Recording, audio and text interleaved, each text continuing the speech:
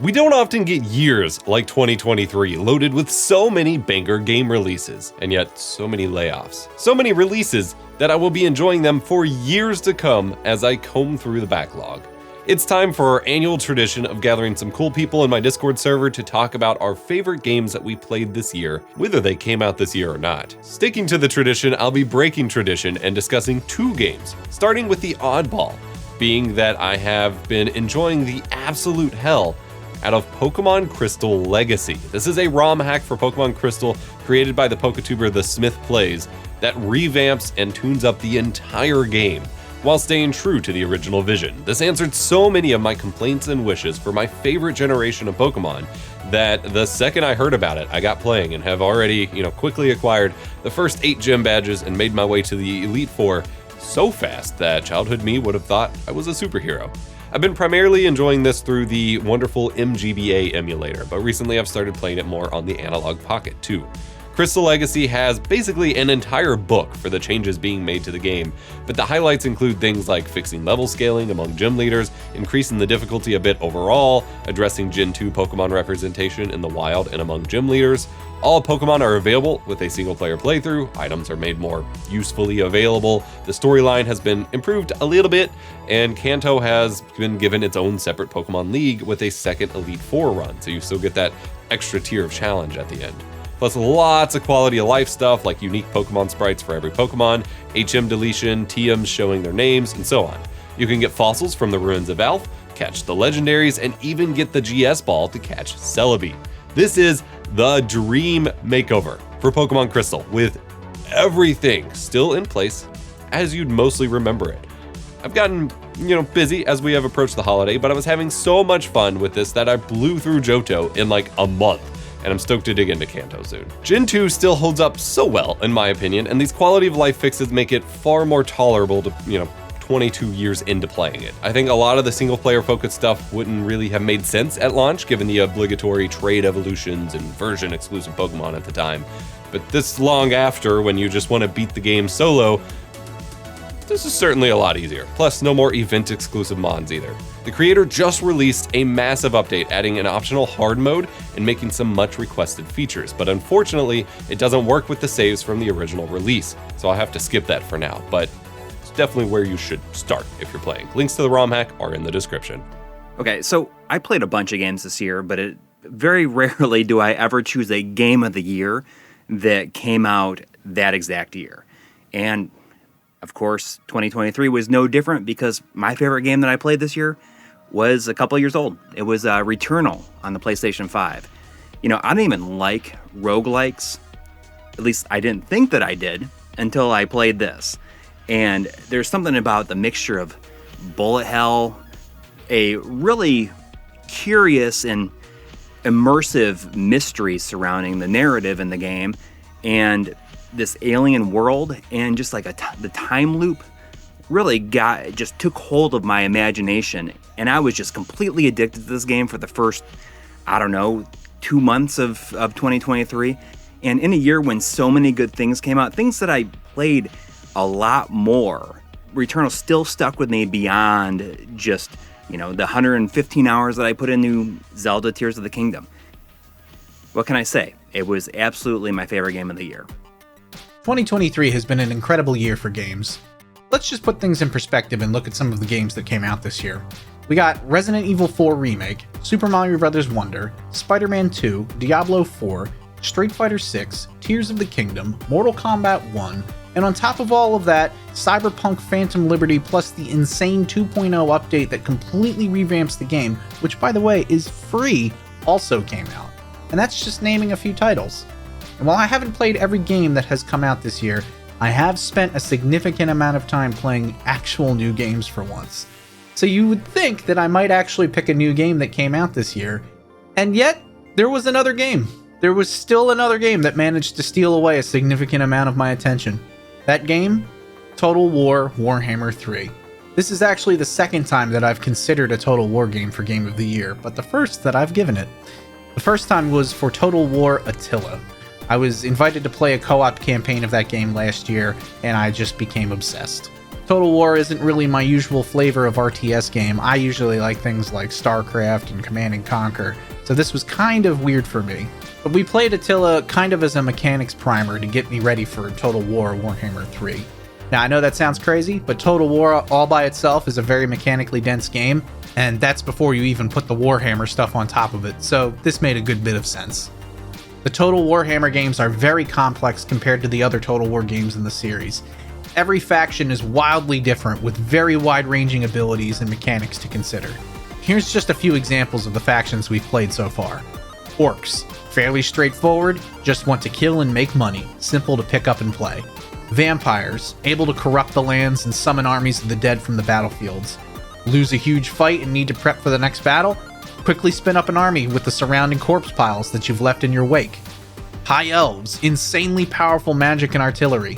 Devastate the battlefield with dragon's fire, magical vortexes, comets, or take on the Sword of Cain and wreak havoc. The more you kill, the more devastating your power becomes. And this is just scratching the surface. There's humans, dwarves, chaos dwarves, dark elves, wood elves, ogres, and giant dinosaurs, just to name a few. I've got close to 100 hours logged, which I know is probably not a lot compared to some other diehard players, but I should probably also mention I've spent exactly 0 in the game's actual campaign. What we've been playing is a massive free DLC that combines every faction from every Total Warhammer game and puts them all in one giant map. This mode is called Immortal Empires, and it is essentially an infinitely repeatable Total War sandbox, playable entirely in co-op or in versus. You and a friend can take a shot at conquering everything. Creative Assembly has been hard at work supporting the game since it came out last year, with the mentioned free Immortal Empires DLC, in addition to the paid premium updates such as Ogre Kingdoms and Forge of the Chaos Dwarves. And if you've taken anything away from what I've said here, these factions are not simple additions to the game. Each one has dozens, if not hundreds of hours of gameplay to experience. 2023 really has been an incredible year for games, but the backlog never ends. And I'm so glad that I was invited to play Total War because it's quickly become one of my favorite games. And that's why, for 2023, my game of the year is Total War Warhammer 3. 2023 has been interesting. In all honesty, I don't really have a game of the year. I have so many games and gaming experiences that have stuck with me over the past year that I'd rather just tell you about them than arbitrarily pick one and do the rest a disservice. I finally unboxed and started using my Quest 2 VR headset. In a funny way, it shifted both my metaphorical and physical perspective on gaming in a way I haven't experienced in years. For the past several months, I've been adrift in space, beating zombies senseless with my bare hands, exploring strange new worlds, and slowly losing my sanity in the dark. It has been a transcendent experience. I've cried, I've laughed, I've accidentally punched my office furniture. I cannot say enough how enthralled I am by VR gaming. To me, Lone Echo is the game that proves VR titles have something truly unique to offer that no other medium can. Boneworks finally let me fuck around and find out with guns and physics puzzles using my own 2 hands. Vertigo 2 was an insane fever dream of challenging combat set in incredibly imaginative worlds, and Hellblade: Senua's Sacrifice in VR feels like it was always meant to be a VR title. I've never seen darkness used so effectively in a game before. But I've also fallen in love with regular old games like The Finals, a truly competitive sandbox multiplayer FPS that combines the best things about Call of Duty, Battlefield, and Counter-Strike into inarguably the most no BS skill versus skill multiplayer game release this year. If you've been longing for a modern and competitive FPS packaged in an experience devoid of game mechanics explicitly designed to maintain your attention by manipulating your attention, this is it. And then there's Manifold Garden, maybe the best you solve the puzzle by following visual spectacle of a game ever made. Oh, and Cultic, a wonderful ode to the games of my childhood, with modern creativity fueling every second. Or Returnal, a game that's as much 3D bullet hell spectacle as it is jaw-dropping narrative storytelling. Hell, Need for Speed Unbound got me to complete an entire campaign in a racing game, which I've never done before. If you didn't believe in VR, or you're looking for just a solid game to sit down and enjoy, let this segment be your shopping list for 2024. 2023 was an incredible year for gamers, myself included. It's also been one of the hardest years for game developers ever.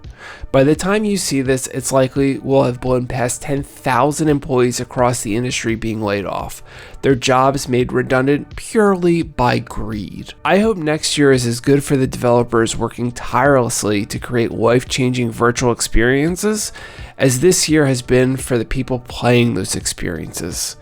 You know, I take back what I said at the start. I do have a pick for my game of the year. It's the people who made them. Gamers. My name is Gregson, and I don't have just one game of the year. I have two. Yakuza 0 and Yakuza Kiwami by Ryoga Gotoku Studio. This year was the year of the dragon for me, since I have spent over 120 hours immersed in the world of Kiryu Kazuma, the dragon of Dojima. Yakuza 0 hooked me with solid brawler mechanics, a deep skill tree, and the interesting world of late 80s Tokyo. Everything in the game revolves around money, something I don't have. Need items? Money. Need to get some new skills? Money. The main motivator for just about everyone you interact with? Money. But what kept me playing was the outlandish side stories that made me laugh out loud for the first time in years at game writing, a copious amount of mini games and extra modes, and a story of two fates intertwined as I played as both Kiryu and Goro Majima, a disgraced Yakuza hell-bent on rejoining the family that put him in his own purgatory. If this game doesn't sell you on the world and soul of the Yakuza / Like a Dragon franchise, I want you to comment down below on why I'm a big poo-poo head who wouldn't know a good game from a literal stick. I wish I could have experienced this sooner with the recent release of Like a Dragon Gaiden out, but getting into Zero was the best way to start out my year. I will say, I think I spent more time playing pocket racing than I did the actual main story and pounding faces into walls, so take that for what you will. My other favorite game this year was Yakuza Kiwami, which builds on the technology of Yakuza 0 and uses it to remake the original Yakuza game. Set in 2005, we follow Kiryu as he rejoins the world after taking the blame for the murder of the Dojima family patriarch by his longtime friend Akira Nishikiyama. Almost as soon as Kiryu is released from prison, we're thrown into a crazy conspiracy involving the Tojo clan, rival families, the Chinese mafia, Kiryu's loved ones, and 10 million yen gone missing. While not as outlandish as Yakuza 0, Kiwami still has plenty of style and humor to contrast the serious nature of the main storyline. Seeing Kamurocho's evolution from 1989 to 2005 got me even more pumped than I thought it could be. Something about these games just clicked with me. I spent time finding all the different parts of the city that have changed, I collected just about every card in the Master King minigame, and spent plenty of time grinding for almost every ability in the game. While playing Kiwami, it really felt like RGG wanted to make this the definitive Yakuza 1 experience. Majima's role as Kiryu's ultimate rival was such a great experience, not only narratively, but also in the gameplay, since beating him gives you new abilities in the Dragon of Dojima fighting style. He's an absolute force to be reckoned with, stronger than just about every other enemy you fight in the game near the end of it. While not everything was a step up from Yakuza 0, I still had a great time, enjoyed the story more than Zero's, and found myself getting deeper in the rabbit hole. I'm almost done with Kiwami 2 at time of recording. You can pick these games up on Steam, GOG, Game Pass for PC and Xbox, PS4, PS5, Xbox One, and Series systems. Just try them out. For me. Hey guys, AntVenom here. EposVox asked me about my favorite game in 2023, and it's gotta go to Pikmin 4. This is a real-time strategy game where you and a team of researchers have embarked on a mission to rescue Captain Olimar, who crash-landed on this unknown planet. Not to be outdone, you and your team also crash-land on the planet, and all of the research members in your team are lost. Your goal is to explore each and every level, high and low, to repair your ship and rescue all of the team members and cure them of their leafling ailments. Your adventure towards that goal is what this game is all about. This game manages to be both cozy and intimidating at the same time, and me and my partner had an absolute blast 100%ing it. As a fellow speedrunner at heart, my favorite individual element of this game has to be the Dandori challenges. As you explore caves strewn throughout each level, you'll encounter leaflings that will challenge you to collect as much treasure as you can within a given time limit, and you're awarded a medal based on your performance. Now, do you think I'm just gonna settle for bronze? Ochi, all you need to do is carry this jar of cherries in. Ochi, what are you doing? Like I said, cozy game, but there's so much more to this game than that. The bosses rule, the upgrades are fun, the level design is immaculate, the sound design is too. There's always something to do, and it's easy to relax and enjoy playing this game. That's what I mean. Cozy, but also intimidating at times. Challenging, but not overly. Pikmin 4 is one of the most beautifully complete gaming experiences of 2023, and this year's already been a crazy year for gaming. There's a reason Pikmin 4 won Best Strategy Game of 2023 at the Game Awards, so I guess you better pick this one up. Hey guys, my name is Nick, and my game of the year this year is... Yeah, what did you say? I didn't quite catch that. Yeah, I couldn't hear that. What the fuck? See? Lethal Company. Genuinely some of the most fun I've had in a horror multiplayer game in quite some time. If you know nothing about this game, in short, you're a scavenger working for a massive space corporation, and you have to meet quota. As a scavenger, working to please the massive entity that enslaves you, you will travel to faraway moons, venturing through abandoned warehouses, looking for anything from Coke bottles to Rubik's Cubes. If you fail, however, to reach quota, well, meeting quota isn't as easy as it sounds. The dimly lit corridors you're forced to scavenge through are filled with monsters. Anything from a nutcracker to a girl that only you can see, these monsters are genuinely terrifying. If you think that's bad, you have to scavenge, deal with monsters, and be on the clock. Literally, the in-game day and night cycle is crucial. You make the trek back to the ship too late, and you'll be faced with a much more hostile environment. I haven't touched on the in-game mic mechanic yet, but this is when most players will experience just how special it is. In my first playthrough, we came across a sound-based monster. The mic being an actual mechanic of this scenario greatly added to the atmosphere and genuinely made the game more fun. That immersion goes a long way in a horror game. While simple, it's mechanics like these that make Lethal Company what it is. The core gameplay loop trying to meet quota is something that I had originally thought of as maybe too simple. But in honest, it actually works.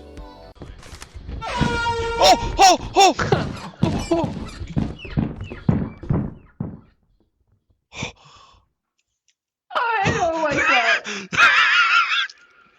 3 dudes coming, 1 coming mid, 2 top warehouse. Oh my god, they're actually rotating. He's on the heady. Dead. Ugh, get turned on, you dummy. Diamond, Leon. Now that's how you win. Diamond, Leon. Oh, hey Leon, what's up? I need you to come to Spain. Something about the president's daughter needing to be rescued. I can use your competitive skills. Alright, copy. Well, you heard Leon. Guess he really does need my help. Which is why Resident Evil 4 Remake is my game of the year of 2023. With the success of the RE2 remake, the same dev team, Capcom Division 1, was tasked with the RE4 remake. They did the impossible, but with the power of the RE engine itself, Leon travels to a Spanish village operated by the Las Plagas parasite. The villagers of the Los Illuminados are not mindless zombies, and being controlled by Lord Sadler. Then you know you ain't in Raccoon City anymore, so your tactics of dodging, melee attacks, and even parrying a chainsaw will help you get through. You will need it even more when you actually get to Ashley, aka Baby Eagle. Protect her at all costs. RE4 Remake has 3 areas. You start off in the village, dive into a huge castle, and end up on a mysterious island. Hell, you get to play as Ashley during the castle section, which is more about hide and seek than blasting everyone with a shotgun. Being infected with the plaga, however, Leon and Ashley need to find a cure before leaving this place. With Leon mating Luis, a former scientist of the Umbrella Corporation, he did develop a cure, but that requires his lab, which is on said island. Making matters worse, Leon runs into Ada again, whose objective is, well, unsure to Leon, but there is a separate way to know. Leon is not just armed with CQC moves and a knife. You start off with a pistol and a handgun, but throughout the game, your armory will increase to rifles, submachine guns, and even magnums. How do you procure such weapons? By your friendly guy, the merchant, capable of telling you, what are you buying? With some weapons being bought by spindles, like the Punisher, that can penetrate shields, multiple enemies, and those pesky regenerators that are flip-flopping madness. Or the other variant, the Spiky Boy. This game is a masterpiece when it comes to making a remake. Huge boss fights, story DLC, aka Separate Ways, where you get to play as Ada and use her grappling hook to traverse the area and to spice up the gameplay, finding out what really was her objective and helping Leon at times. You also have a Mercenaries mode, where you can play as Krauser with his special ability feeling like a Devil Trigger from Capcom's Devil May Cry series. Speaking of Krauser, I like this boss fight, but I broke my DualSense R2 trigger from parrying too much in this game, and ended up breaking it during his fight. Whoops. For those trophy hunters out there, there is definitely a lot of trophies in this game, but that also requires you to do the professional mode, can take a while. So learning the tricks of the speedrunners, for example, you can actually skip a gate that will actually bypass one of the later chapters, which involves a very big giant crane wrecking ball. Also, when you first meet Ashley, you can actually skip part of her escort mission right then and there. By manipulating the camera and this ladder, you can actually go ahead and clip through the wall and actually go through the church, skip through all the other enemies, and go straight to the cabin that Luis is in. Cheers to Resident Evil 4 Remake, my game of the year of 2023. It's the holiday season and the end of the year, so you know what that means? Never-ending debt, annual renewals, the dread of a new year? Nope. It's Game of the Year time, and there's no better time to name my Game of the Year. Sean, aka Techie here, and 2023 was a big year for me. My third child was born, a son. My oldest child is playing ice hockey. My middle child is dancing her heart away. So what game could I put time into that I could actually enjoy? Playing for the first time ever, Stardew Valley.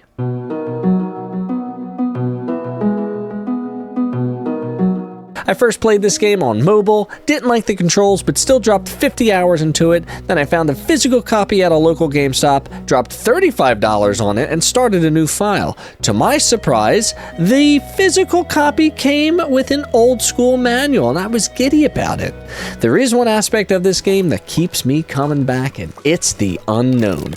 I have no idea if this game is ever supposed to end. There are 4 seasons, each with 28 days, and that makes up a year. I'm in year 3 with over 70 hours logged in the new game I started on the Switch. This means I've played Stardew Valley for over 120 hours, and I literally just discovered a random raccoon asking for food in the forest. What is this? There is something about this game that is charming, challenging, and downright satisfying. It's charming in its NPCs, where their stories progress the more you get to know them. There's opportunities to build relationships, complete quests for them, or in some cases, marry a special someone. It's challenging in that it's time-based, where you as the farmer wake up at 6 and each hour is about 1 minute in real life.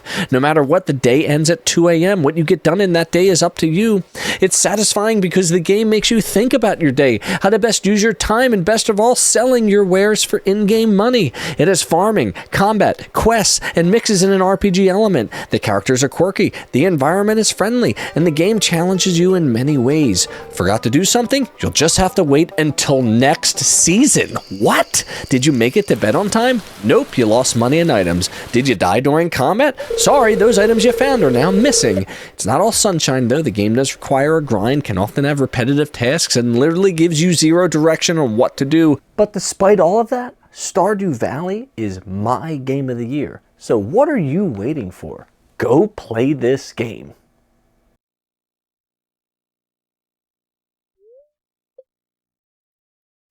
Hey everybody, my name is Turtle. I hope you're all doing well and staying safe. Played a lot of really good games this year, like Ready or Not, Vampire Survivors, Lethal Company, Phasmophobia, Paladins, and a few others. Those are all great games, by the way.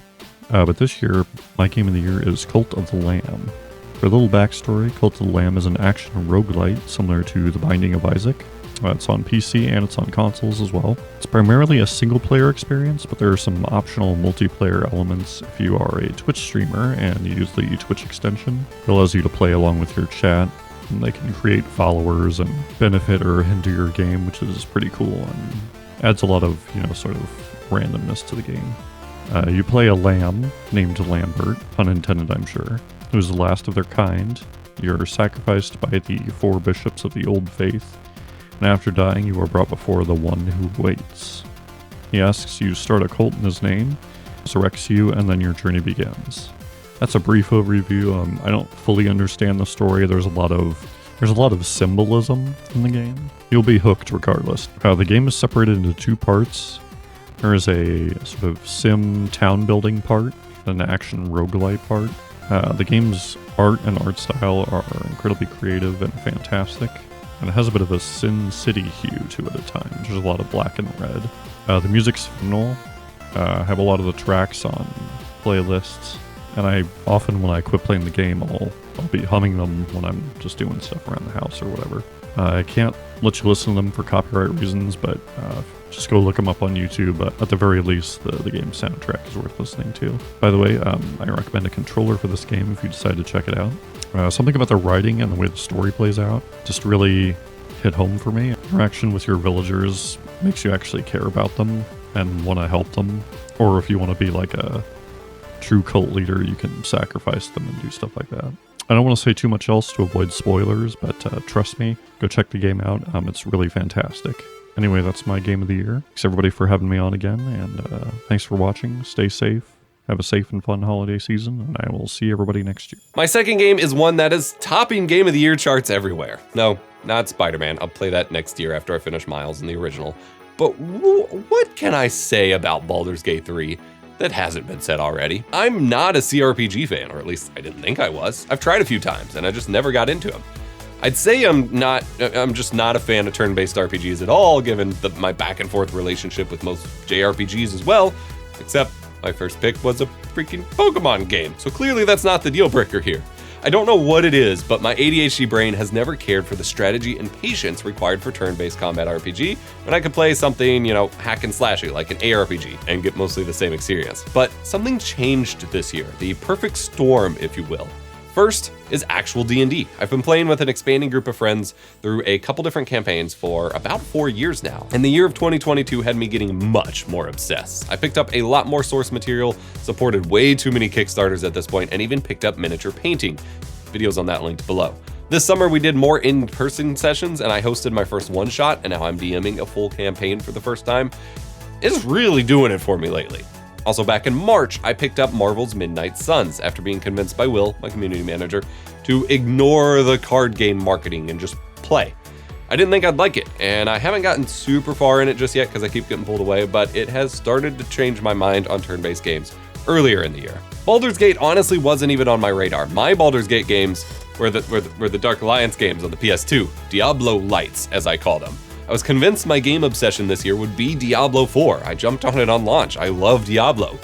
But the second BG3 released, I never touched Diablo again. My wife and I have been playing together, and we've put in nearly 80 hours into our first playthrough, only being in Act 2 still, as we're basically just doing everything as we go, and it's been a blast. The game is gorgeous, the music is downright enchanting.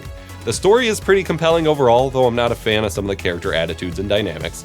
And the combat, despite being turn-based, it's absolutely addictive.